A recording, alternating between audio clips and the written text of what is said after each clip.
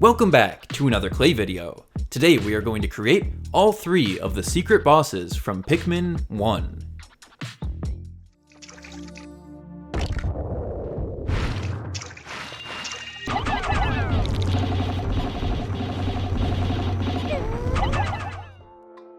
Right now is a perfect time to break into my clay stash and take out some random chunks of green clay.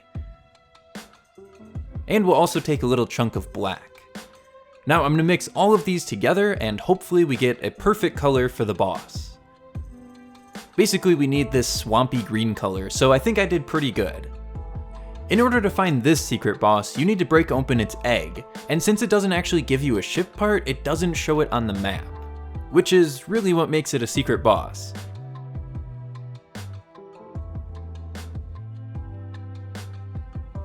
I don't typically do this, but I'm going to add some wires into this figure because I need the arms to actually hold the body up. So using a small little worm of clay, we can slide them onto the wires and blend them into the body. And now we will start working on the hands, or paws. I really don't know what you call a frog's hands.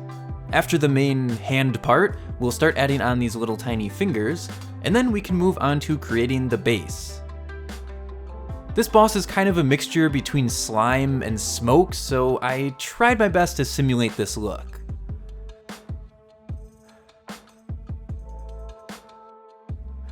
Let's chop a little hole out of the center here because I need a bit of extra clay for the next part.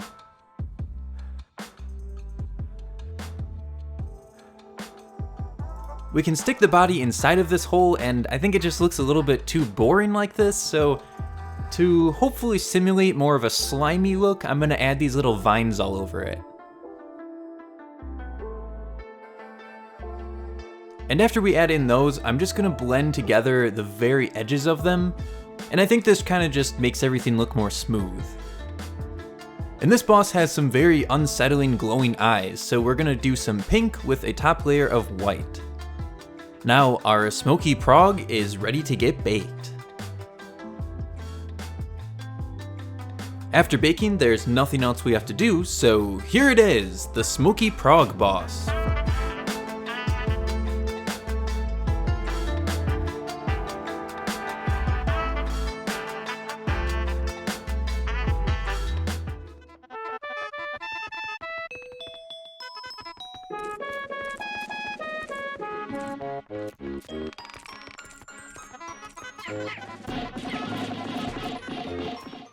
For this one, we need to do a little bit of 3D modeling, but it's very simple. We need to make this slime shape transparent, cut it out of the block, and we have our mold. We can put this in the slicer, and it looks like it's going to take about 2 hours. So let's slap it on the printer and come back later. 2 hours later, we have our completed mold, and it looks perfect.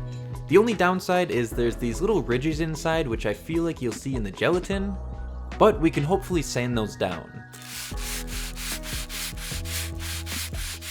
After some sanding, I'm not sure if you can tell, but it's much smoother. So let's move on to the clay portion. This boss has 2 little orbs floating around in it. This first one is, I have no idea honestly, but the other one is said to be an egg of the other secret boss, the Smoky Progg. Of course, I don't know if this is actually fact or just kind of speculation. Maybe this slime guy just picked up an egg and it happens to be floating around inside of him.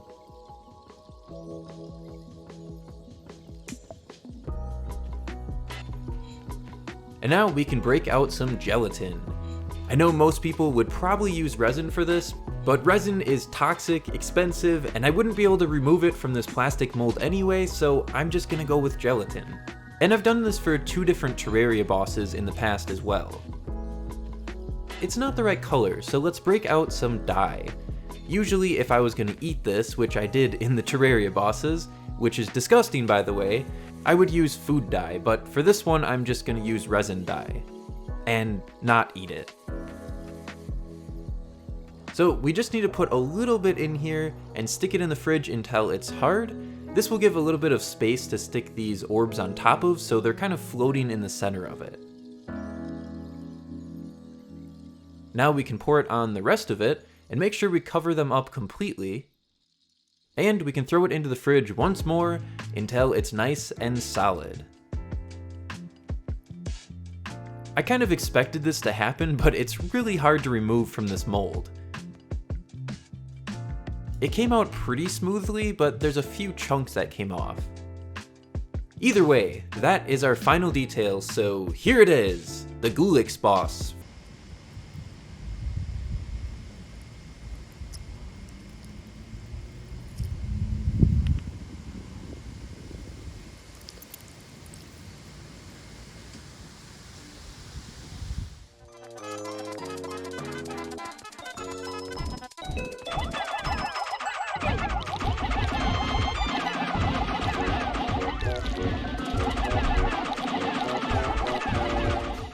To start this one out, we need to take this lump of gray clay and turn it into roughly a heart shape. The thing that makes this boss really unique is that it doesn't actually hurt your Pikmin, it plants them in the ground and turns them into flower tops. And in case you don't know, when a Pikmin has a flower on the top, its stats are much higher. Now I'm going to use an old technique of mine, using a toothbrush to texture the clay. It's a really weird clay tool, but it's very effective. Now let's create some holes for the eyes. Now the eyes are a slightly bluish tinted gray. And inside of that we have a small little area for some black.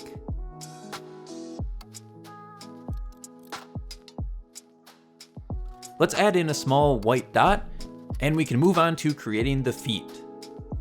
Now the feet are very simple, we just have 3 toes. And since his body and arms basically cover the entire feet, I'm not going to do anything crazy with details.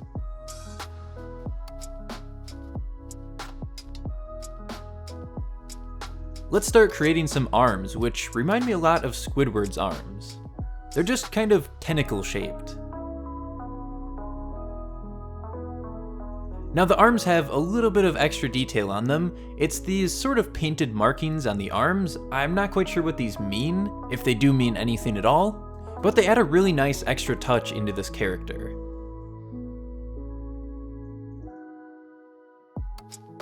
Now let's attach those arms onto the body.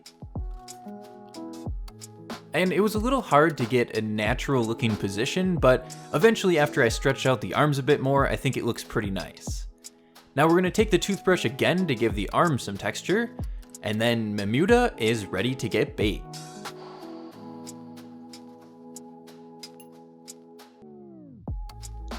After baking, there's nothing else we have to do, so here it is, the Mamuta boss.